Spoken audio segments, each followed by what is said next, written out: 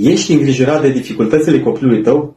Observi probleme senzoriale, de coordonare și echilibru, hiperactivitate sau întârziere în dezvoltare? Vrei să obții rezultate, dar nu știi de unde să începi? Vino la Smart Brain! Aici vei găsi un program integrativ de dezvoltare neuromotorie special conceput pentru dezvoltarea completă a copilului tău. Aici vom îmbina joaca și terapia, tehnologia și știința într-un mod inovator. Cu ajutorul unui mediu de lucru plăcut care îi va stimula toate simțurile, copilul tău va simți bucuria dezvoltării, iar tu, ca părinte, vei fi martor la transformarea lui.